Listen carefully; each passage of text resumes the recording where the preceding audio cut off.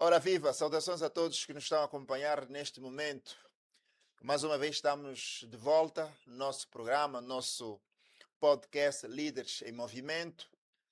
Como é de conhecimento de todos, que é um programa que visa promover encontros e conversas que venham ajudar, de certa forma, a elucidar a nossa sociedade e também dar a conhecer dos feitos daquele profissional, daquele líder que muitas das vezes não é conhecido no nosso mercado angolano. Para hoje, não vamos fugir à regra, temos conosco cá um convidado, uma pessoa, uma figura de bastante impacto, tem feito muito na nossa sociedade, já falo dele, mas antes de falar, fazer menção aqui do nosso convidado hoje, queremos pedir a todos que nos estão a acompanhar e aqueles que ainda não nos seguem, que passam a nos seguir a partir de hoje, façam a vossa subscrição, clicando aí no link que está abaixo, para que então possamos dar vida a este programa que vem ajudar, não é, a elucidar e a mostrar os feitos de muitos profissionais no nosso mercado angolano. Para o dia de hoje, temos cá um convidado no nosso encontro de hoje, este que é um docente universitário, é psicólogo, uma pessoa na qual tem feito muito, já formou milhares de estudantes a nível do nosso país, estudantes estes que hoje também se tornaram grandes profissionais, como eu, estou aqui como um exemplo vivo desta figura que vamos falar dele hoje. Este convidado para o dia de hoje, para o conhecimento de todos, é o nosso doutor Bem-vindo Mauia. Professor, doutor Bem-vindo Mauia, bem-vindo ao nosso programa. Muito obrigado ao programa Líderes em Movimento pelo convite. Muito Muito bom. obrigado, Pedro, pela confiança. Nós é que agradecemos pelo facto do doutor nos ter aceito o convite. Não são todos os dias, né? E eu disse, pá, deixa ligar para o professor e provavelmente me vai dizer o não, mas a equipa disse, não, doutor, liga que o doutor vai te dar logo uma resposta positiva. Então, nós é que queremos agradecer pela sua vinda ao nosso programa de hoje. Muito bem. Doutor, bem-vindo. Sei que é um docente universitário, é psicólogo, também é uma das figuras muito bem conhecida no ramo da psicologia em Angola, mas queremos que o doutor fale um pouco de quem de facto é esta figura, quem é este cidadão angolano, para que todos que nos estão a acompanhar a partir de casa e não só possam saber quem é que nós estamos a entrevistar no dia de hoje. Eu sou Bem-vindo Maui, como já disse. Bem-vindo Maui. Eu represento, a princípio, duas personalidades. Eu sou Maui Aluquiata como cidadão angolano, como psicólogo, docente e investigador. E como autor, sou Bem-vindo Maui, cidadão angolano, conforme já foi referenciado. Marido, sou casado, sou pai das meninas, que os meus amigos dizem que tenho sido incompetente nessa matéria, por não ter um rapaz, mas pronto, sou pai das meninas e sou feliz por isso, sou Uhum. marido, casado, marido da senhora Constância, da Costa Bento Maui, Ok, ok. e pronto, do ponto de vista profissional sou psicólogo, docente universitário Uhum. e passo mais tempo na produção científica. Ok, Temos três obras a solo e uma participação coletiva, ok. uma coautoria no caso. E pronto, participamos em algumas sessões de formações a convite de algumas instituições, Uhum. capacitamos profissionais, participamos em palestras. Acho que já participei numa das atividades da CEFORCOM como preletor, Ok, ok. tenho participado em tantos outros eventos para partilharmos, para servirmos a nossa comunidade. Ok. Perfeito, perfeito. E ainda bem que o professor fez referência aqui, que é psicólogo, não é? Falando a nível da psicologia, professor, qual é a tua visão? Como é que vocês são vistos no mercado angolano, na nossa sociedade? Como é que os psicólogos são vistos? Olha que a psicologia hoje atualmente conseguiu uma profissão que chegou e conseguiu ocupar o seu espaço. nota-se a presença da psicologia nas ruas, nos programas televisivos, radiofónicos, em espaços como estes. A psicologia está presente do ponto de vista de presença. Quantitativamente, temos muitas instituições de ensino superior que vão formando Uhum. psicólogos em diferentes ramos de atuação. Ok. Do ponto de vista de organização, claro que nós precisamos nos organizar melhor, porque quando atuamos de forma eh, deliberada, nós conseguimos encontrar alguns atropelos naquilo que é a doutrina. Então, se nós conseguíssemos nos organizar em termos de associações profissionais, a ordem dos psicólogos encontrasse um caminho para efetivamente se efetivar e conseguir desempenhar o seu papel, Uhum. acredito que a psicologia teria mais impacto ainda na nossa sociedade. Mas Ok. nós hoje temos visto muitas atividades realizadas Uhum. a nível da psicologia, embora que ainda temos muito caminho por trilhar. Portilhado. Ok, perfeito, perfeito. E ainda bem que falou aqui da ordem dos psicólogos e dos trabalhos que têm feito, mas antes de irmos para outras questões, queria lhe fazer uma pergunta que é comum, que é feita no nosso mercado. Há quem ainda pensa, e penso que é boa parte da nossa população angolana, que pensa que os psicólogos só servem para os dementes. Ainda mantém-se esta ideia, esta é a realidade do mercado, ou já há uma outra visão por parte da população angolana quanto aos profissionais psicólogos? Olha que essa percepção quanto à profissão do psicólogo não é só para a psicologia. Acho que é uma forma, é uma cultura de vermos as coisas na Uhum. nossa sociedade. Ok. O que é que nos ocorre quando encontramos, por exemplo, um agente regulador na via? O que é que nos ocorre quando encontramos um polícia, agente da polícia na via? Uhum. Nos Uhum. ocorre mais o lado disciplinar, o lado da sanção e não o lado da promoção, entre outros. Uhum. E quanto à psicologia, eu diria que, em parte, essa percepção é vendida pela forma como nós apresentamos a psicologia. Se olharmos para as nossas grelhas, por exemplo, formativas nos institutos superiores, na Uhum. academia, as nossas grelhas falam mais da doença Ok. do que da saúde. Temos muitas disciplinas aí de terapia disso, terapia daquilo, transtorno disso, transtorno daquilo. Temos poucas disciplinas que promovem, que Uhum. vendem o lado da Positivo, promoção ok. da Yeah. psicologia, o equilíbrio emocional, o capital psicológico, o bem-estar, a saúde. Quer dizer que somos mais estamos mais inclinados para o lado clínico, para o Uhum. lado de intervenção e não o lado da promoção ou até da prevenção. A Ok. forma como vendemos, mesmo as nossas atividades eh, coletivas, públicas, é fácil encontrar, por exemplo, uma campanha sobre a prevenção contra o suicídio, a depressão, cancro da mama, da próstata, entre outros. Quer dizer que estamos mais virados para as doenças quando nos apresentamos como profissionais. E essa tendência vai vendendo essa imagem à sociedade, à comunidade, de que procurar o psicólogo é quando temos um problema e muitas vezes problemas que temos dificuldade de assumir. Yeah. É difícil assumir certos problemas que os psicólogos são vocacionados a atender. Então, temos de rever a nossa forma de apresentar a psicologia, de vendê-la à comunidade, para que a comunidade entenda que pode ir ao psicólogo Uhum. mesmo de forma Natural, né? natural, Por sem iniciativa portanto que do indivíduo. tenhamos um problema específico por Uhum.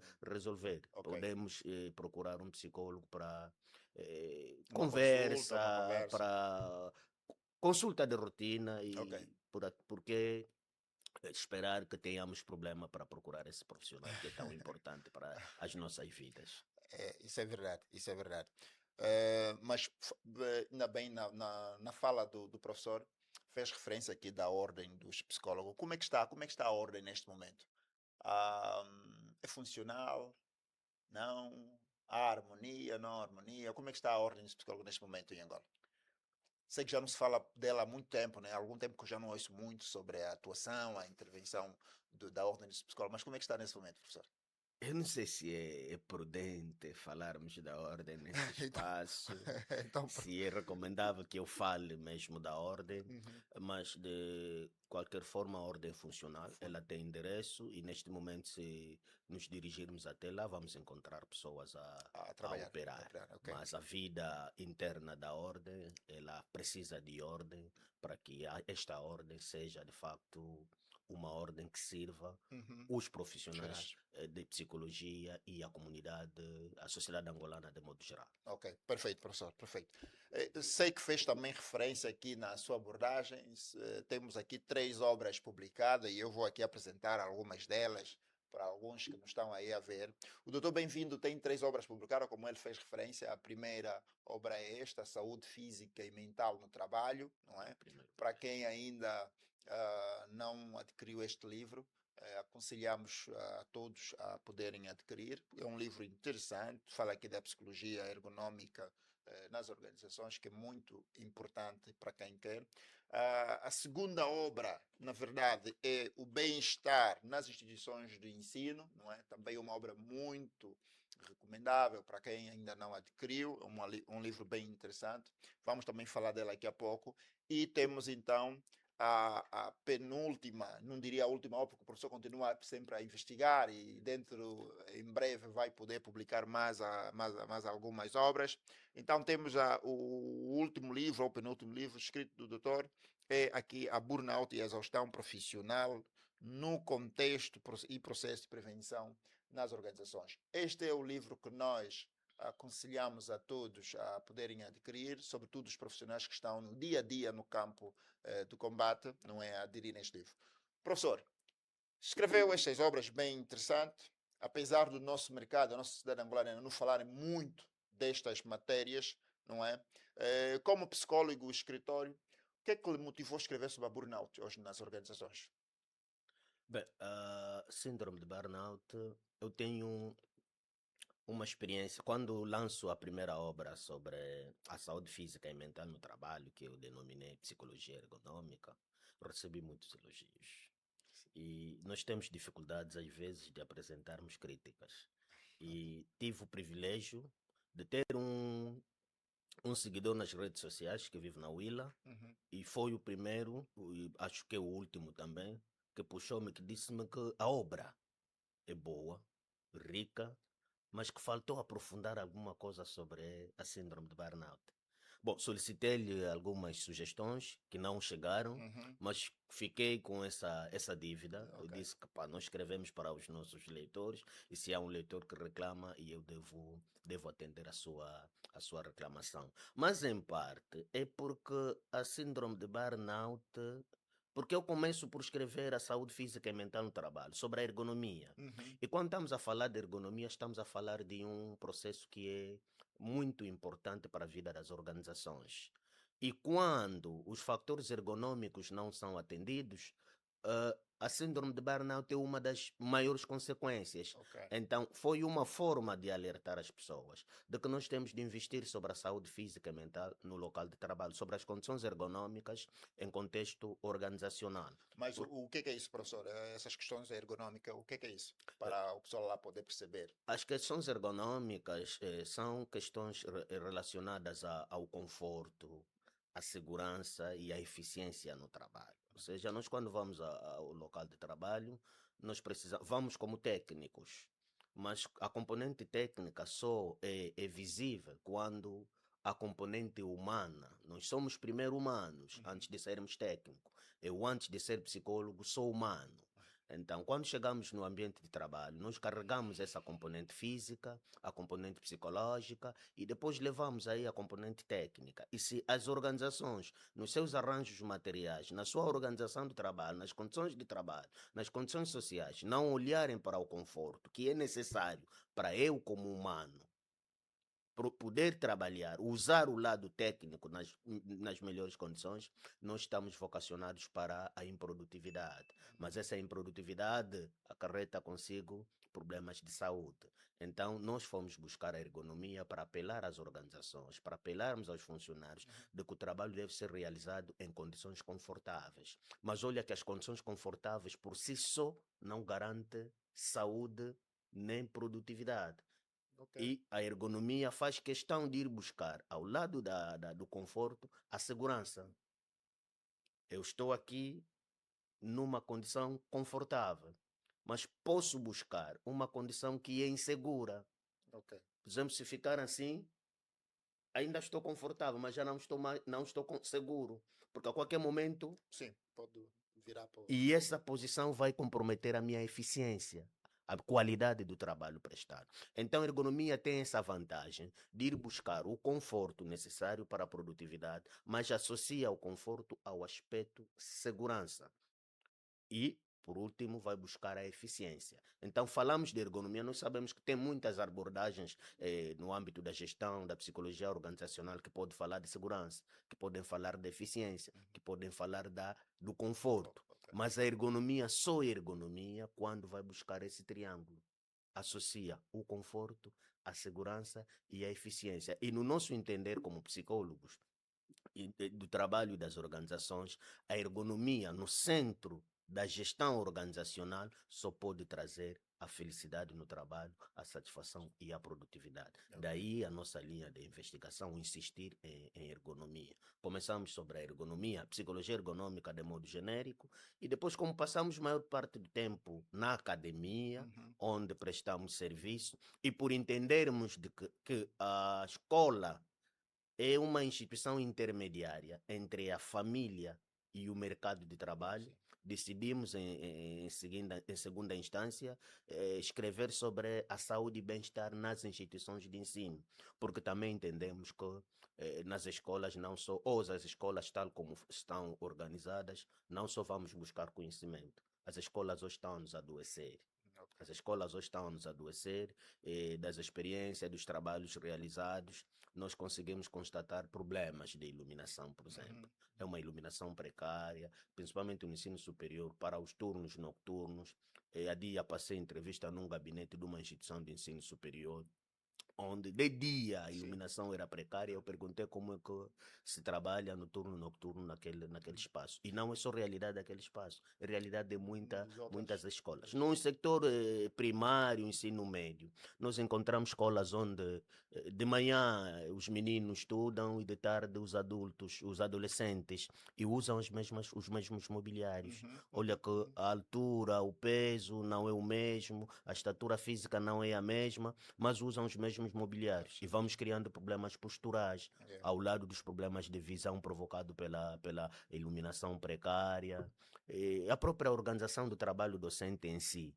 Então, nós entendemos que se conseguirmos promover a saúde e o bem-estar nas instituições de ensino, não estamos distantes de levar essa saúde Uhum. e bem-estar nas famílias de onde viemos para chegar à escola e conseguimos levar essa saúde e bem-estar no ambiente de trabalho, onde somos destinados a prestar serviço depois da nossa formação em ambientes escolares. São várias questões, professor.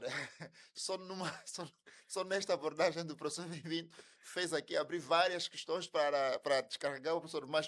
Mas falou agora aqui das condições de trabalho e das condições criadas nas universidades e nas escolas no cômputo geral. Mas na altura da edificação dos edifícios não são convocados, não são convidados os profissionais como o professor para poder dar o seu parecer, a sua opinião nas condições que estão a ser montadas para os estudantes ou para os profissionais que virão a posterior usufruir daquele espaço.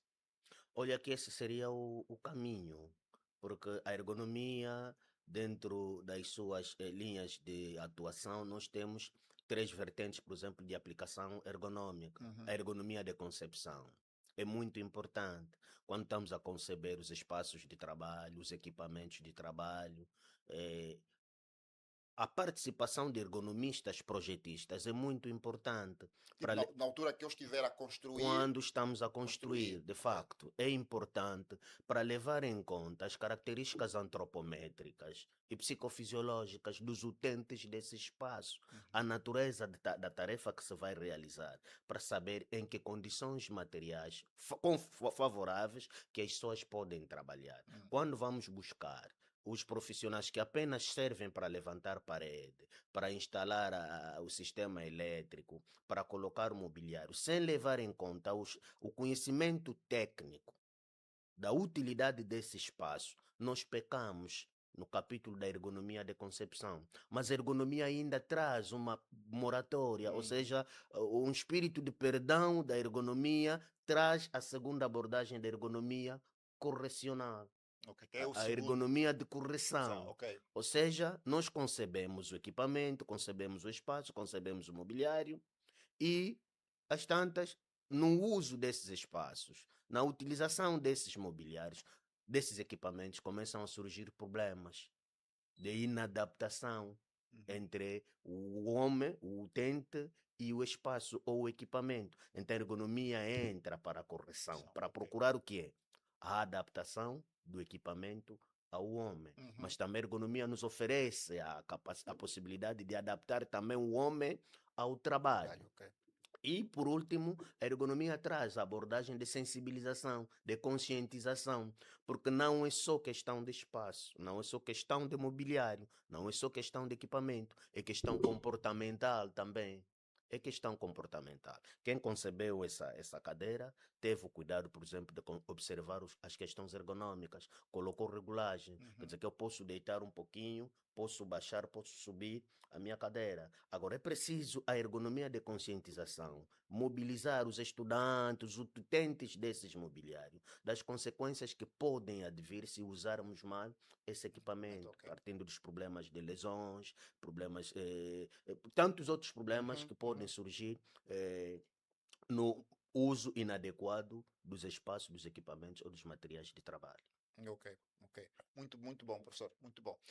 Pronto, estamos aqui a falar da ergonomia, estamos a falar do bem-estar, vamos falar aqui Mas quando nós falamos aqui da questão da burnout nas organizações, em Angola, temos muitos casos de profissionais afetados por este problema? Bem, é só olharmos a dinâmica da população trabalhadora. Quais são as preocupações que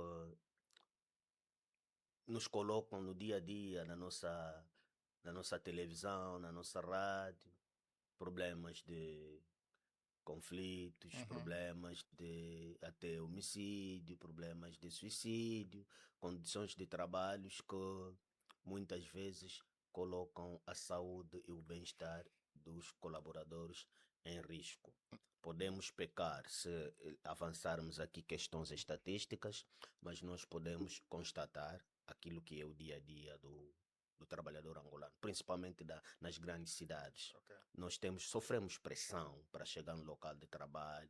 Quando chegamos no local de trabalho, muitas vezes encontramos lideranças precárias, relações humanas conflituosas, a competição, entre outros, condições de trabalho patogênicas, a Uhum. organização de trabalho descontextualizada. Portanto, temos muitos fatores que podem nos levar a desenvolver o quadro de burnout, as nossas relações laborais, qual é a natureza do contrato que temos. Nós sofremos muita pressão no local de trabalho. Há funcionários que vão para casa, não sabem, empregados não sabem se amanhã vão conseguir, vão continuar empregados. Quer dizer que não, temos muitas condições de trabalho que Uhum. não favorecem a saúde e o bem-estar das pessoas. Uhum. Portanto, a síndrome de burnout, aliás, é a síndrome da atualidade.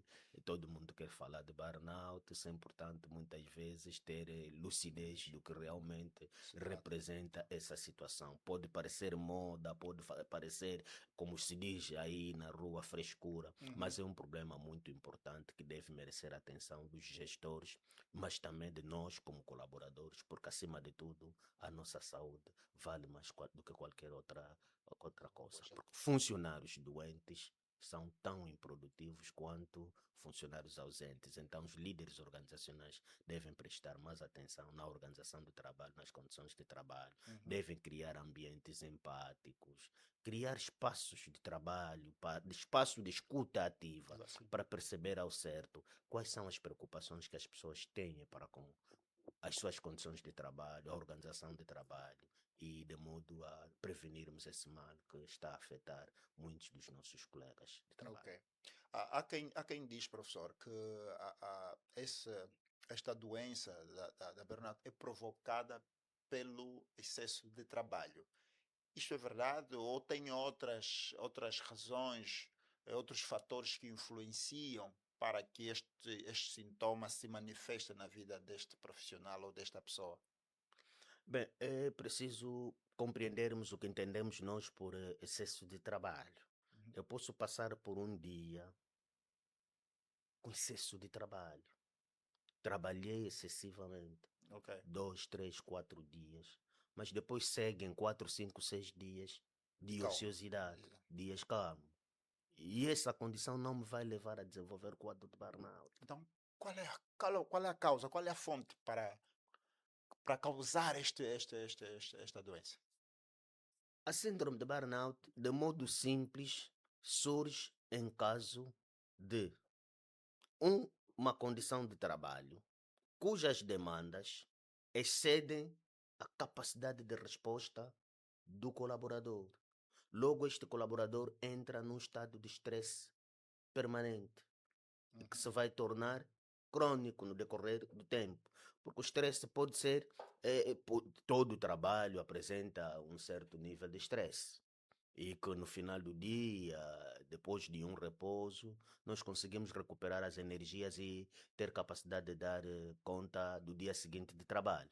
uhum, Mas quando o estresse torna-se permanente, sem a capacidade de recuperação, volto a me submeter nessa condição laboral estressante e ele vai se tornando crônico no decorrer do tempo.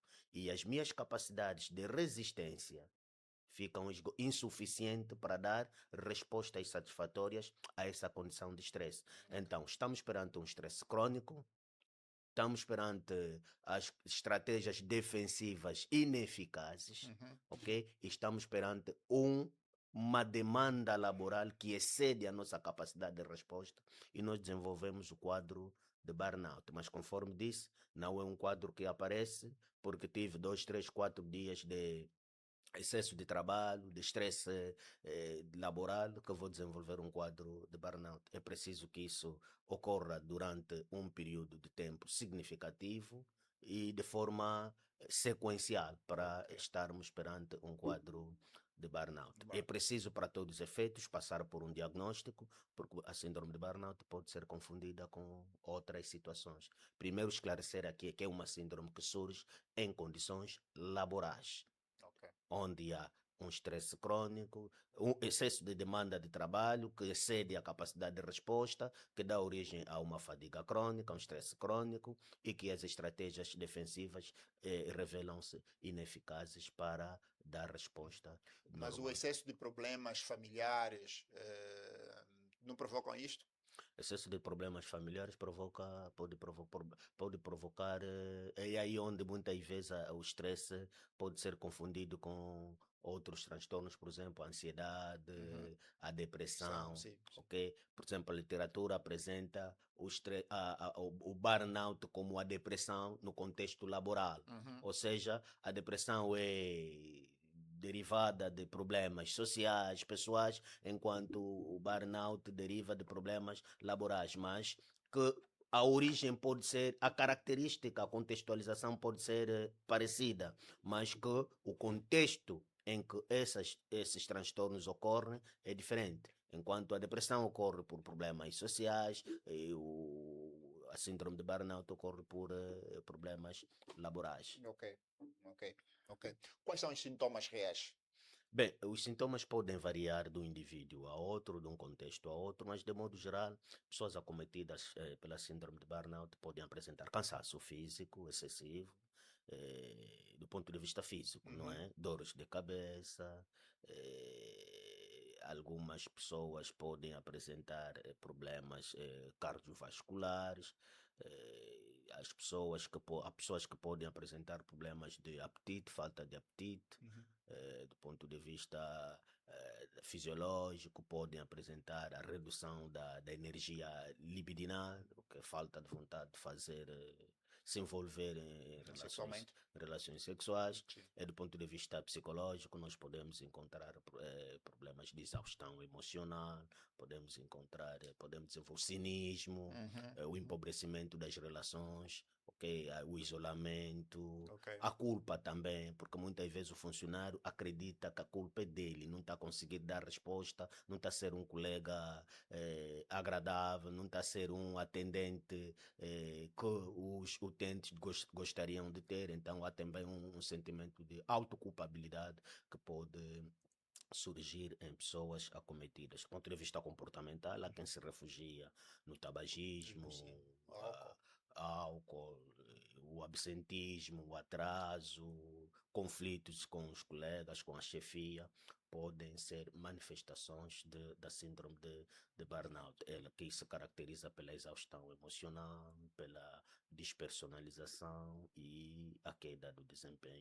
desempenho laboral. É Uhum. preciso ter em conta que essas manifestações podem aparecer em outros contextos patológicos que não seja burnout. Daí é que o diagnóstico é sempre recomendável para Uhum. não ficarmos aqui na imaginação. Leva à morte esta doença, professor? Eu acho que toda e qualquer doença pode levar à morte. Se é doença, se há doença é porque há uma disfunção Função. orgânica, Ok. psíquica, orgânica e tudo que é disfunção, se não for se não merecer a devida atenção, pode nos levar a casos extremos e podemos, E conhecer a glória antes da hora. infelizmente, infelizmente. Não é o que nós desejamos para as pessoas que se encontram numa ou noutra condição que aqui está a ser discutida. Recomendamos que busquem serviços especializados de Aqui, psicologia, mais uma vez, a importância desse psicólogo. por que não de psiquiatria, dependendo do nível de agravos, para que continuemos todos saudáveis Saudáveis. e a Ok. contribuir para o engrandecimento da Angola, que precisa de Precisamos. todos nós. Isso. Boa, professor. Boa. Então, olhando olhando e ouvindo tudo isso que o professor fez referência aqui sobre a complexidade e a profundidade desta doença nas organizações e na vida dos profissionais, qual é o real papel das entidades empregadoras? Ou seja, dos patrões, qual é o papel que os patrões devem ter na vida dos profissionais para que essa doença ou essa síndrome da burnout não se propague dentro da própria organização. Os patrões, quando criam negócios, o objetivo é servir as comunidades pela produção de bens e serviços, ou serviços. E colocam pessoas à frente das lideranças para levarem a bom porto esses projetos. Uhum. Então, as lideranças organizacionais devem primar pela qualidade, devem adotar a implementação da cultura de qualidade nas instituições. Mas a qualidade que começa mesmo com a qualidade de De vida, vida, ok. porque não há qualidade de serviço sem qualidade de vida do servidor. Mas o que é isso, qualidade de vida? Qualidade de vida no trabalho, neste caso, já que estamos a falar das organizações, é um conjunto de condições que se criam para garantir o conforto, a segurança, a eficiência, a Uhum. satisfação, a felicidade no trabalho, partindo da organização, das condições materiais, técnicas, sociais de trabalho, olhar para o sistema de recompensa satisfatório. O salário também faz parte deste elemento. O salário faz parte, porque as pessoas não vivem felizes quando ganham um salário incompatível ao custo de vida. Naturalmente, as empresas, as organizações definem as políticas salariais em função da contribuição do rendimento de cada colaborador. Mas é papel do Estado também garantir que as empresas tenham nas suas políticas um salário mínimo que garanta que o funcionário viva condignamente do primeiro ao último dia do mês. Olhando para essa fala, professor, então ninguém nessa sociedade está feliz, porque o salário mínimo nacional varia, estamos a falar de 50 mil para 100 mil kwanzas. Não é? Isso em função da dimensão de cada empresa. Pronto, fala-se muito dos 100 mil kwanzas, que é o teto para as médias e grandes empresas, mas as pequenas e as microempresas, segundo esses últimos decretos, fala-se em 50 mil kwanzas. somos felizes com esse salário? Bem, a questão de felicidade é muito subjetiva e ela pode aparecer de forma, ser abordada de forma sectorial, Uhum, mas na verdade ninguém consegue ter uma vida condigna ganhando 50 mil kwanzas ou dependendo só dos 50 mil kwanzas. uhum. Olha só quanto é que custa uma água potável para a nossa sociedade, porque é o básico, O básico, ok. uma água potável. Estamos a falar Quanto em é cisterna. sim, sim, é uma água potável, quanto é que custa o transporte? Vamos Uhum. só supor que alguém que pegue dois táxis para chegar ao local de serviço, ida e volta, com 50 mil, um agregado, qual é o número mínimo de agregado familiar angolano? Estamos a falar uma média de 5, né? Por aí, 3, 5 5 6 pessoas. pessoas. Como é que conseguimos viver com 50 mil kwanza? Quanto é que se paga de propina numa escola? É Mesmo verdade. quando a escola é do Estado. Quantas escolas do Estado temos nos arredores da nossa casa? O miúdo Uhum. tem que pegar táxi, ou o pai tem que pegar táxi com o miúdo para levá-lo à Na escola, escola. sim. Tem que pegar táxi para ir buscá-lo. Com 50 mil, 75 mil quantos, acredito que seja um pouquinho difícil. Então, é dever do Estado fazer com que as empresas olhem para o salário mínimo. O funcionário lá de base Uhum.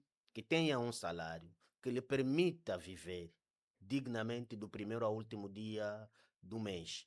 E depois olhar para outras condições. Não basta pagar bem. Há Ok. empresas que pagam bem, mas submetem os funcionários em condições laborais precárias, a organização do trabalho patogênico. Uhum. E é preciso que se faça valer a legislação, porque nós temos a legislação que preserva a dignidade do homem angolano, em contexto de trabalho, de escola, entre outros. Então é preciso que nós acompanhemos a implementação e cumprimento dessa legislação e passemos para o capítulo pedagógico, por que não disciplinar para quem não está a cumprir. Porque Angola precisa de todos os seus filhos saudáveis Uhum. para servir essa pátria que precisa de cada um de nós. Ok. Ok, muito bom, professor. Mas, professor, falou aqui do dever e do papel do Estado nas organizações e na promoção do bem-estar do colaborador dentro das organizações. Mas há uma máxima que se diz: se os pais não forem educados, não têm como educar os filhos, né? Como é que isso, como é que nós vamos lidar com, com algo nessa direção quando o próprio Estado é que faz a lei, que produzem as leis e estas leis são publicadas e vem lá definido, sim, há leis que preservam aqui a dignidade do homem angolano, do trabalhador angolano, etc. Mas por um lado temos uma lei que vem de facto estabelecer uma taxa ou um valor do salário mínimo nacional que, olhando para essas orientações que o professor faz aqui, 100 mil kwanzas, professor.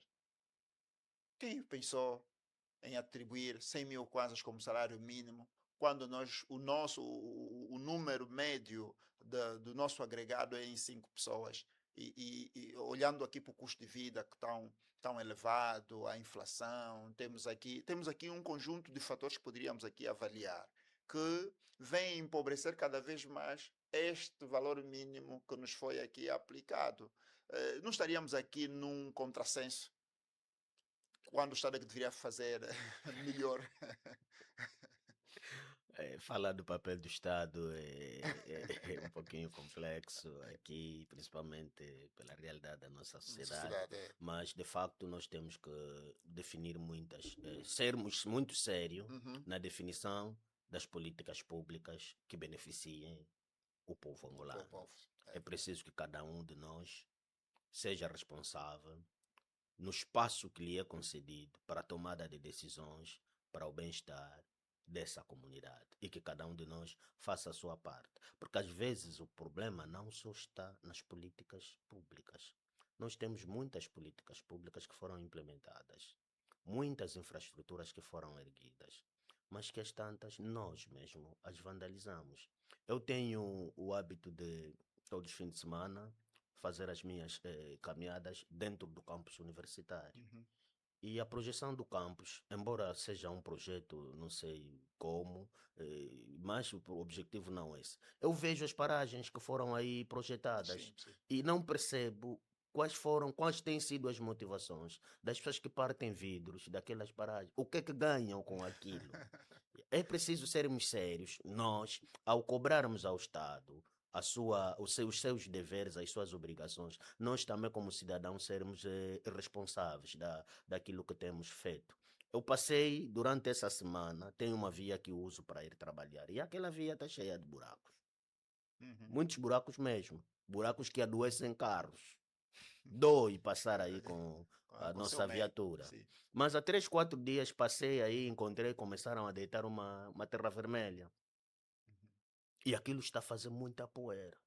Só hoje é que percebi, afinal, o presidente da República passou por lá visitar uma infraestrutura. Por isso é que A colocar na levaram rede. aquela terra vermelha. E Te- aquela terra vermelha está a levantar muita poeira. E eu me coloco a questão: valia a pena manter os buracos para adoecer os carros? Do Ou que. valeu a pena ter trazido aquela poeira que vai adoecer as pessoas? É daí onde vem a nossa responsabilidade, a consciência social. Pronto. Eu queria tocar nessa questão, a consciência social. Mas de quem é a responsabilidade para incutir isto, transformar a mentalidade, a consciência de um povo? De todos nós. Mas Começando, começando pelo Estado. começando bom, o Estado tem essa responsabilidade e, para tal, o Estado deve devolver a dignidade às famílias. Porque é da família que Sim. temos que partir com esses princípios. É na família que temos que adquirir o jogo coletivo, a honestidade, a lealdade, a O respeito ao mais integridade, velho. o Sim. respeito aos mais velhos. É na família. Uhum. É só que a família hoje enfrenta sérios problemas. E não é só por uma questão de carência. Mesmo as famílias abastadas. Sim. E a sociedade vai criando rótulos, por exemplo. Se o filho de um pobre for mal educado, é malandro, é falta de respeito. Mas Uhum. quando o filho de um rico nos falta respeito, falamos é de filho mimado, é Uhum. filho do papai, é que usam expressões porque Do não há olho bolho e leite. leite. Do olho Quer dizer que leite. encontramos até termos para embelezar a falta de educação das pessoas que têm condições. E quando o pobre por aí, nós Sim, hoje sim. estamos a adotar alguns conceitos para embelezar certos comportamentos sociais errados, certos comportamentos públicos não dignos, só porque são praticados por pessoas que têm uma certa condição Uhum. material. Sim. Então, é preciso olhar para a família, devolver a dignidade da família. Porque nós não percebemos famílias em que o pai pede que o filho de 15 anos, de 12 anos, a menina de 12, 15 anos, para lhe comprar saldo Uhum. carrega só o meu telefone. Pá, situações que o miúdo está a aparecer, a miúda está a aparecer, ele é que paga a bebida do pai, mas o pai sabe que a miúda não trabalha, a miúda não. É Uhum. complicado. Então é preciso que o Estado olhe para a dignidade das famílias, devolva a dignidade das famílias para que o pai desempenhe o seu papel de pai, para que a mãe desempenhe o seu papel de mãe. Porque esse pai e essa mãe que depois vão à escola como professores Sim, sim. que vão acolher os nossos filhos, os nossos sobrinhos. Se eles tiverem estruturas devidamente consolidadas em famílias onde vivem, vão levar essa consolidação, essa estrutura na Às escola. escolas, sim. Porque ele é o professor, ele é a professora, ele é o diretor. Mas é essa família também que leva para as organizações o funcionário, o colaborador, o líder, o promotor, o professor. Então, temos de olhar, e essa família que leva para a igreja, o pastor, o bispo, o diácono, o crente. Então, temos de olhar para as famílias com uma certa responsabilidade Uhum. para Uhum. juntos conseguirmos construir a Angola que tanto almejamos, não deixando apenas essa responsabilidade aos políticos. Claro, eles têm a responsabilidade mais acrescida, porque têm a missão de cuidar do patrimônio Patrimônio, é. coletivo e definirem as políticas públicas que favoreçam uma vida satisfatória e Hum. feliz para todos os angolanos. Ok, muito, muito bom, professor. Muito bom, muito bom. Voltando ainda no bem-estar, estávamos a falar. Hoje é de conhecimento de todos que fala-se muito do bem-estar nas organizações, até nos regimes castrenses. Hoje, até nos exércitos, fala-se sobre bem-estar. Mas o que é isso de facto do bem-estar dentro das organizações, sobretudo no regime castrense? O bem-estar. comparo o bem-estar com a qualidade de vida como corpo, eu faço uma comparação do corpo e a mente e a qualidade de vida e o bem-estar. Uhum. Se a mente é uma extensão do corpo, porque não conseguimos dividir essas duas instâncias, o bem-estar é consequência da qualidade de vida no trabalho. Não se pode falar do bem-estar quando não há qualidade de vida no trabalho. Ok. O estar bem, o sentir-se bem com o colega, com o mobiliário de serviço, com a carga de trabalho, com o estilo de liderança, com as políticas de recompensa. Todo esse sistema Uhum. que envolve a qualidade de vida é que define se nos sentimos bem ou não. Embora esse bem-estar possa ser segmentado, eu posso me sentir bem, por exemplo, com a minha chefia e Uhum. não me sentir bem com as condições de trabalho que tenho. Posso me sentir bem com a natureza do trabalho que faço, mas não me sentir bem, por exemplo, com as relações que tenho, estabeleço com os meus colegas. Uhum. Mas é preciso para alcançarmos o bem-estar, seja ele emocional, psicológico, social, físico, profissional, é preciso investir na qualidade de vida De vida. no trabalho. As condições de trabalho devem favorecer o conforto. Ok. As relações de trabalho devem favorecer a segurança psicológica. As pessoas têm de ter a liberdade de se pronunciar sobre o que fazem, sobre o que lhes incomoda quanto à liderança, quanto às políticas de Uhum. gestão, sem que se sintam medo de serem vistos como os do contra, os revu, Os da entre oposição. outros, os da oposição. As pessoas não podem ter medo de elogiar também a chefia, a Quando, liderança, sim, quando quando as as coisas estão coisas corretas. são funcionais, sem que tenham a possibilidade de ganhar a conotação de bajuladores, etc. Então, preciso que se invista na qualidade do Uhum. ambiente de trabalho para que as pessoas se sintam felizes ao se acordarem todos os dias de manhã e se dirigirem para o local de Para o local de trabalho. trabalho. Olha, quando chega a sexta-feira, Hum. qual tem sido o nosso estado de espírito? Um dia como hoje, por exemplo, Todo mundo. sabendo que amanhã não vou trabalhar, domingo não irei trabalhar. Parece que a felicidade aumenta logo na sexta-feira. E como é que fica o nosso estado de espírito no domingo, a partir das 17, 18, 20 horas? Só de lembrar que amanhã tenho de aturar aquele chefe, aquele colega, aquele ambiente de trabalho que tipo é Yeah. cemitério, tipo casa mortuária. As pessoas começam logo a. A ficar doente logo no período da tarde de domingo. É, porque alguma coisa não vai bem. Mas também aqui é preciso, talvez, termos um olhar diferente. Não é só porque o nosso ambiente de trabalho não seja favorável, não é só porque as políticas da empresa não sejam agradáveis. Às vezes é o sistema de vida que nós adotamos. Sim, também. Nós não devemos.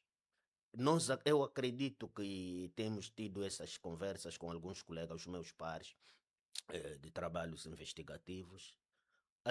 Na infância nós temos tido muito tempo livre. Sim. Na adolescência temos tido muito tempo livre. Uhum. Mas sonhamos a maior liberdade na vida adulta. E quando chegamos na vida adulta temos de dar resposta à vida Ah, profissional. sim, sim. E tens aí muito espaço As vazio. responsabilidades acrescem quando Sim, estamos a sair de uma vida folgada. exatamente. As crianças vão à escola até 12 horas estão em casa, ficam a discutir do comando, etc. Vão à faculdade até 12 horas estão em casa, vão Uhum. jogar futebol, vão passear, vão. E quando chega a vida laboral, tens que sair às 7, às vezes 5 horas, Sim, para para voltar largar às às 15 e 20. meia Sim. e depois chegar em casa às 20. E o trabalho que pensamos que seria uma fonte de uma vida folgada, porque vai nos trazer salário, começa a nos atormentar. Por Sim, quê? sim. Porque nos leva a parte da liberdade que tínhamos na infância até na adolescência. Uhum. É preciso pensar, olhar Olhar para também tudo isto. para o estilo de vida que levamos, para percebermos se realmente é o trabalho em si, as condições de trabalho em si, o ambiente de trabalho em si, ou o estilo de vida que levamos na infância, na adolescência, até chegar à vida adulta. A vida adulta. Perfeito, professor. Perfeito. Penso que está a ser útil para todos aqueles que nos estão a acompanhar, nos estão a ver, ou falando desta temática muito importante nas organizações. Acreditamos que os nossos telespectadores que nos estão a acompanhar estão a poder colher boa parte, não é? E tirar aqui bons subsídios. Professor, aí temos ainda algumas questões para terminarmos a nossa conversa, mas quero fazer aqui uma. Temos visto muitos homicídios, suicídios no meio ou no ambiente laboral, não é? Colaboradores deprimidos, profundamente doentes nas organizações, e às vezes não se sabe qual é a real causa destes problemas todos. Achas que os líderes deveriam prestar mais atenção nos seus colaboradores e o que é que eles deviam fazer Ah, para que haja essa redução ou se não a eliminação dessas, da depressão, homicídios, suicídios, esses casos que nós estamos a verificar, antes só ouvíamos falar na sociedade, as outras sociedades, né, no exterior do nosso país, mas hoje também estamos a vivenciar isso cá em Angola, com muitos profissionais. Qual é a real causa destes problemas e o que é que os líderes deviam fazer? as causas podem ser de origem diversificada, mas as Uhum, organizações são sistemas. São sistemas sociais, sociotécnicos e comparados com o funcionamento do organismo humano, e os humanos são convidados a realizarem check-ups uhum, regulares, por que não as organizações? As organizações devem viver do diagnóstico organizacional. Nós temos de levar a teoria das organizações nas práticas do dia a dia da gestão das empresas, das organizações. É preciso que se faça diagnóstico organizacional de forma regular, não esperar apenas que os problemas surjam, porque temos que trabalhar na prevenção, na promoção da saúde, seja ela física como mental. É preciso, porque muitas vezes, não, já tinha problemas na família, já tinha problemas no bairro. uhum. Mas às vezes os problemas no bairro são consequência Consequências. das vivências laborais. Ok. E como é que vamos saber a origem desses problemas? Temos de passar pelo diagnóstico organizacional. Uhum. E é preciso visitar as organizações, avaliar o sistema, reavaliar o sistema para ver o que está a funcionar, quais são os modelos que já estão disfuncionais, como podem ser substituídos, quais são os É preciso que as pessoas tenham espaço de diálogo, de expressão, falar sobre o trabalho. Falar sobre o que lhes deixa feliz no trabalho, o que lhes incomoda no trabalho, para que juntos consigam, com a direção e a classe operária, consigam encontrar a melhor forma de se trabalhar sem que o trabalho seja uma causa de doença para com os seus executantes. Ok, perfeito, professor. Professor, muito bom. Professor, também verificamos muitos casos, não é, aqui na nossa sociedade e no mundo lá fora, muitos casos amorosos dentro das organizações. O professor acha que achas que os casos românticos que acontecem nas organizações entre colaboradores e chefias, ou chefias e colaboradoras, entre colegas e que depois terminam mal, geram conflitos laborais e que a posteriores possam desenvolver um quadro de depressão? Bem, as organizações sendo sistemas sociais, Ah, as relações nas organizações são formais. Mas uma organização que vive simplesmente das relações formais é um sistema social frágil. Logo, as relações informais hão de surgir. Nas organizações encontramos relações de parentesco, sim. por que não relações amorosas? Mas agora é preciso perceber quais são as motivações que unem essas pessoas no ambiente de trabalho. Porque até chegarmos no ambiente de trabalho, nós já somos maiores de idade Sim, e sim. temos um capital social histórico a nosso atrás. É difícil chegarmos no ambiente de trabalho sem, portanto, ter saído de relações ou vivido relações amorosas ou estar numa relação amorosa. Uhum. Nós saímos de relações mal resolvidas, Sim, eh, que às vezes também mal terminadas. sim, Há sim. relações que ninguém sabe se terminou ou não, estão só aí. E quando chegamos no local de trabalho, encontramos mais outras pessoas com o seu passado Sim, histórico, com o seu sim. capital relacional. E quando chegamos aí, começamos a nos juntar. É preciso saber quais são as motivações que unem as pessoas no ambiente de trabalho entre colegas. É uma relação uma motivação de refúgio, uma solidariedade entre pessoas que estão a Uhum. viver os mesmos traumas, as mesmas decepções. É uma oportunidade de cobrir o vazio que carregamos das famílias para o local de trabalho, ou então o excesso de contacto físico, contacto permanente, contacto social, dá nascência a uma ilusão afetiva entre os colegas. Isso sem olhar para as relações, por exemplo, de sedução ou de assédio, Sim. ao abuso de poder. Há pessoas que podem se unir, se envolver numa relação, porque há alguém que detém o poder de decisão e que assim deseja. E no meio da dúvida, na incerteza, se devo ou não, quais seriam as consequências, a quem acaba engrenando. Uhum. Mas depois as tantas, pronto, começa a ver. Ah, se é porque é chefe.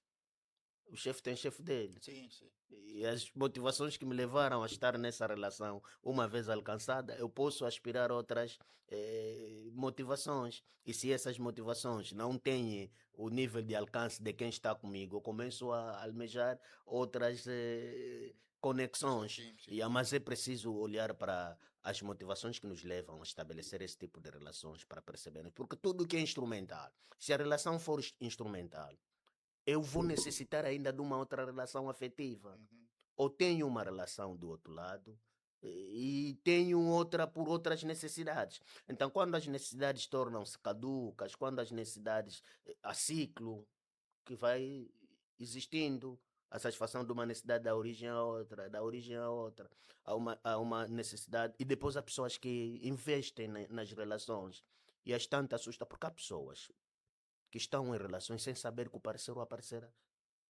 estão numa outra relação. É. E quando se descobre isso, pode-se levar os casos extremos que temos vivenciado na nossa sociedade. São casos lamentáveis, mas que infelizmente nós não temos como evitar. Que as pessoas em ambientes escolares, em ambientes laborais, desenvolvam esse tipo de De relações. Mas relações. que seja por afeto, que seja por afinidade e não por outras motivações materiais, porque acabam depois criando situações que abalam a sociedade, quando Uhum. essas relações não são bem Bem geridas. geridas, ok.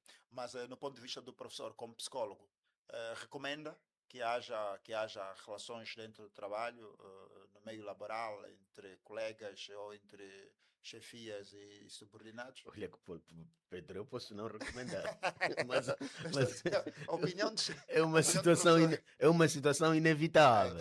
É uma situação inevitável. Eu vivo com a minha esposa, se é para falar assim. dessas questões, eu vivo com a minha esposa há mais de 10 anos e foi minha colega de escola. Uhum, E a nossa caminhada tem sido prazerosa. ok. É uma pessoa incrível, é uma pessoa de outra dimensão.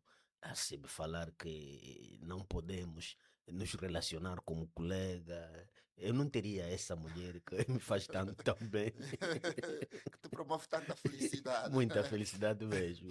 Graças a Deus que o professor ainda está bem e calhou em boas mãos. Mas quando nós eh, elaboramos essa questão, é olhar para aqueles casos que terminaram mal, não é? E aqui sabe-se que a maioria dos casos dentro das organizações, dos que nós vivenciamos, são aqueles casos que, aquilo que o professor já fez referência aqui, que o colega ou a colega, ou seja, uma das partes não terminou, ou seja, não declarou as outras relações que ela tem fora, não é? Por estar naquele meio laboral, acaba criando outro afeto com aquela pessoa, mas sem um propósito de vida, não é? E depois, no final, quando a pessoa acaba por engrenar no processo, já está apegado à pessoa, aí ela recebe esta carta. Olha, digo que eu tenho o meu compromisso, né? Já tenho uma relação formada, já tenho uma família formada, contigo era só para ficar e para estar, e estão os dois profissionais na organização, e isso depois acaba a afetar de forma direta na produtividade de ambos na organização e afeta os resultados da própria empresa. Está a ver? E é por essa razão que nós estamos a trazer, queríamos ouvir aqui uma opinião que o professor nos está aqui a passar. Psicologicamente isso funciona, não funciona? Como é que vamos lidar na qualidade de empregador? Eu sou uma entidade empregadora, tenho os meus colaboradores aí espalhados. E no final do circuito acabam a perceber que têm essas situações, que a razão que faz com que aquela colega não colabore com o outro colega é porque afinal houve uma coisa no meio que nós não nos apercebemos, está a ver? E depois, pronto, ficamos aqui naquela jogada. Como tratar esse caso?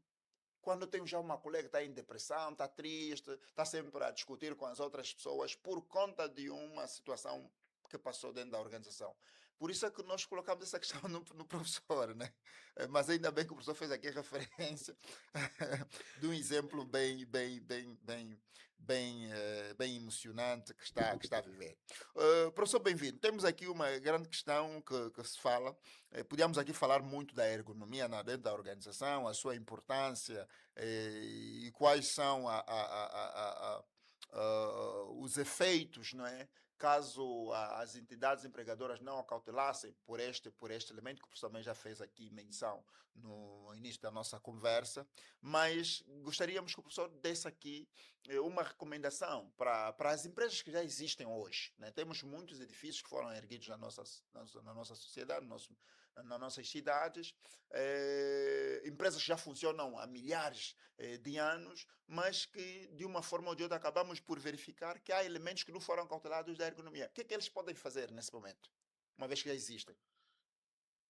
Já falamos aqui das três dimensões de intervenção da ergonomia. E quando falhamos na correção, e vem a ergonomia de correção.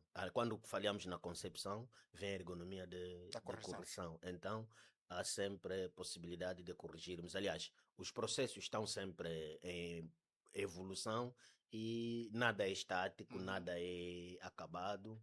Aquilo que já existe, nós verificamos, por exemplo, com as diferentes gerações de computadores. Os computadores estão sempre a mudar uma ou outra coisa e o objetivo é sempre buscar a adequabilidade, a adaptabilidade Ok. do sistema, sistema tecnológico com o sistema humano. Uma- Então, aquelas empresas que já existem, é preciso fazer a avaliação das inconformidades das instalações existentes com a usabilidade das mesmas para depois recorrerem à ergonomia de correção. É mais dispendiosa, mas ela vai preservar, de um lado, a saúde das pessoas que trabalham nessas empresas e, do outro lado, vai melhorar a Obrigado. qualidade, aliás, a produtividade, o rendimento profissional. Ok. Professor, quais são as recomendações que deixa para toda a sociedade sobre a síndrome da burnout? A síndrome de burnout, as pessoas devem, a sociedade, a princípio, nós precisamos de políticas públicas sérias, não só, mas sobretudo sobre a promoção da saúde mental.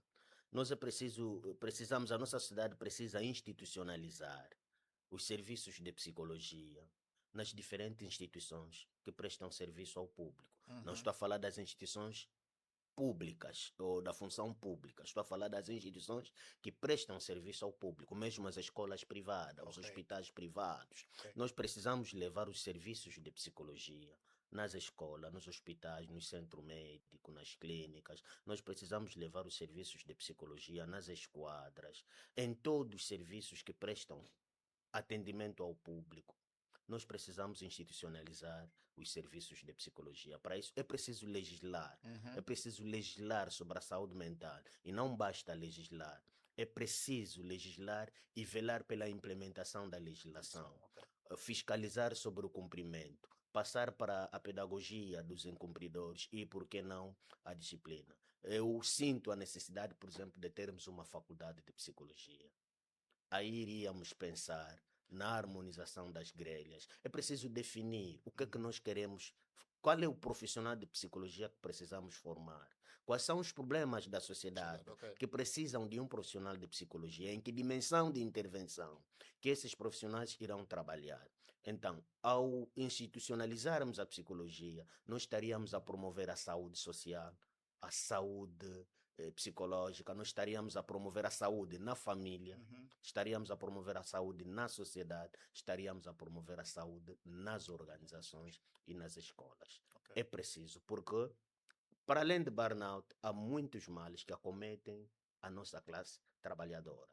E nós só podemos prosperar, as nossas organizações só terão um futuro Uhum. quando tiverem funcionários felizes e saudáveis, mas também competentes. Competentes, perfeito. Competentes e produtivos. Sociedade saudável, organizações saudáveis. As organizações saudáveis, famílias saudáveis. Porque quando as organizações tratam, cuidam bem dos seus colaboradores, os colaboradores levam essa felicidade No para seio no das seio das famílias. famílias. Ok, perfeito. Muito, muito bom, professor. Estamos na reta final do nosso debate, do nosso encontro hoje, nessa entrevista maravilhosa com o professor e psicólogo. Bem-vindo, Mauia. Tenho duas questões apenas para fazer no professor. Sei que o professor tem muito para falar ainda. A penúltima questão, professor, é a seguinte: nós estamos diante de uma sociedade que, de facto, há um conjunto de pessoas, ou seja, de pessoas com a depressão muito alta. Isso verifica-se no dia a dia. Nós olhamos para a nossa sociedade, olhamos para o comportamento das pessoas, para os profissionais, para os crentes, até nas igrejas, nós temos muitas pessoas em depressão. Umas já descobertas, já autodescobriram que estão mas há alguns que nem sabem o que é que eles têm, não é? Com vontade de morrer, de não comer, de não se vestir. Há quem se desliga do mundo e já não quer mais saber. Professor, o que é que temos que fazer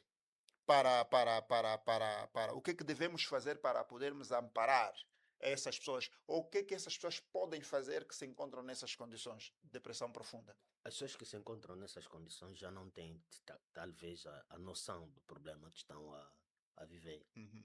Nós, que estamos ao lado, é que devemos ter essa sensibilidade, essa responsabilidade social de prestar ajuda a essas pessoas, levando essas pessoas às instituições que prestam serviços especializados de psicologia ou até de psiquiatria. Ok. É preciso desenvolver e cultivarmos o espírito coletivo. O que faz mal a um, faz Faz mal mal a a mim. Eu outro. digo aos meus estudantes, o rigor que eu posso aplicar aqui não é porque não gosto de ti, não é Uhum. porque eu te queira mal, porque eu me sinto bem como docente. Uhum. E para continuar como docente é preciso que existas como Estudante, estudante. sim. Então é preciso olharmos para essa dualidade, essa interdependência. Eu Uhum. só existo porque o Pedro existe. O Pedro existe porque eu existo. O Yeah. bem do Pedro deve me fazer bem. A minha preocupação, a minha dor deve fazer mal ao Pedro e Exato. sensibilizar o Pedro para me prestar ajuda. Então, nós temos de olhar a nossa sociedade nessa dimensão. Todo e qualquer tipo de comportamento, eu acho que escrevi isso no meu primeiro livro, qualquer tipo de comportamento, se não for uma declaração de amor, é um pedido de ajuda. Então nós temos que estar vigilante ao que está a acontecer com os nossos pares ao lado, para ver se já não estão em conexão com a realidade Claro que sim. e nós devemos levá-los até onde podem reencontrar-se com a vida e com a Ok. realidade. Neste momento, professor, para essas pessoas que se encontram em estado de depressão profundas, pessoas essas que nós fizemos aqui menção há pouco tempo, caso as famílias ou as pessoas próximas a elas quiserem contactar o doutor, bem-vindo. O doutor está aberto para dar esse apoio, dar essa assistência, ou quais são os canais que essas pessoas têm que utilizar para se achegarem ao gabinete do doutor, bem-vindo? Nós temos uma instituição que cuida de problemas de saúde mental, que é a nossa psiquiatria, onde podemos encontrar psicólogos e psiquiatras. Uhum. Pessoas que se encontram em depressão profunda não deveriam estar em casa e não deveriam merecer uma atenção ambulatória. Ok.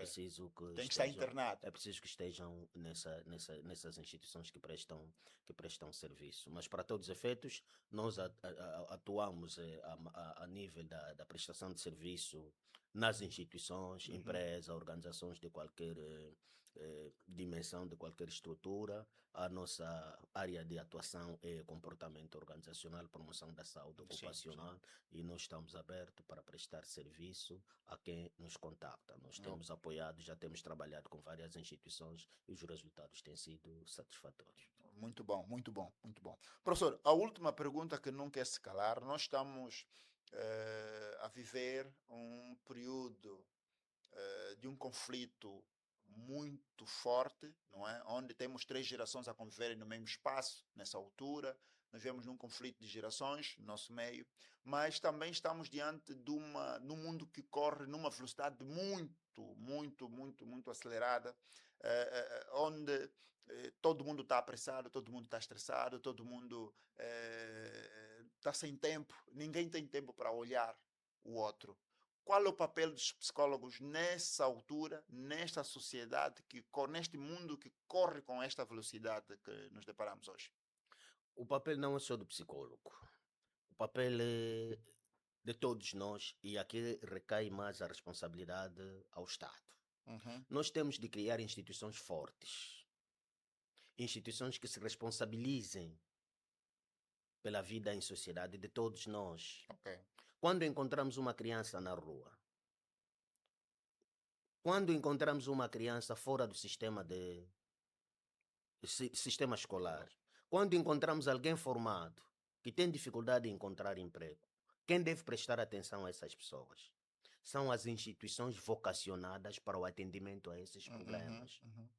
Nós aqui procuramos responsabilizar as famílias. Quem é o pai dessa criança? Sim. Ok, que não o colocou na escola. Mas o pai da criança pode dizer que eu lutei tanto que não consegui uma vaga. Por isso é que a miúda está na rua. Porque no colégio não tem um dinheiro e na escola do Estado não conseguiu uma vaga. Então nós temos de ter instituições fortes. Eu aqui estou com o Pedro, por exemplo, se desmaiar o Pedro vai querer pegar no meu telefone para ver a última pessoa que eu liguei. Sim, Com quem falei ao telefone. Não deveria ser assim. Deveria pegar no seu telefone e ligar à instituição que responde por esses problemas. Ok. São as instituições que devem cuidar desses tipos de problemas. Depois entramos em contato com a família. Essas instituições, claro, podem responsabilizar a família, porque a família pode ter se descuidado de um ou de outro aspecto. Sim, Mas sim. temos de ter instituições fortes que olhem para as pessoas, que responsabilizem as pessoas pelo incumprimento disto ou daquilo e que criem condições para que as pessoas sejam acolhidas. Quem precisa de uma educação religiosa, que tenha espaço para tal. Quem precisa de uma educação escolar, que tenha espaço para tal. E quem precisa de emprego, que tenha espaço para tal. E em caso, até conseguir espaço para tal, deve haver instituições que prestam serviços ou apoio às pessoas que estão em idade laboral, até formadas, mas que por este ou aquele motivo não encontram uma colocação. Deve existir instituições que cuidem dessas situações. Perfeito, perfeito. Professor, bem-vindo. Muito obrigado. Nós chegamos ao fim da nossa conversa hoje. Queremos agradecer pela disponibilidade do professor, por ter tirado um pouco do seu tempo, estar aqui conosco neste dia. Acreditamos que o contributo que o professor passou aqui para todos os que nos estão a acompanhar servirá de certa maneira, não é, de mais-valia para que tenhamos uma sociedade mais saudável, uma sociedade que se preocupa com o seu bem-estar e o seu desenvolvimento. E ainda bem, porque temos aqui os nossos psicólogos conosco que nos poderão ajudar para o crescimento. Por isso, para todos que nos estão a acompanhar, estamos no fim da nossa entrevista do dia de hoje. Queremos, mais uma vez, apelar a todos aqueles que não nos seguem no nosso canal, que se inscrevam no nosso canal. Não é? Basta subscrever aí e que, de certa maneira, então, teremos aqui muitos conteúdos a partilhar com todos aqueles que nos seguem e que ainda não se inscreveram a nós. Queremos também agradecer a todos que nos acompanham neste programa. Muito obrigado e um forte abraço a todos do outro lado. Até já.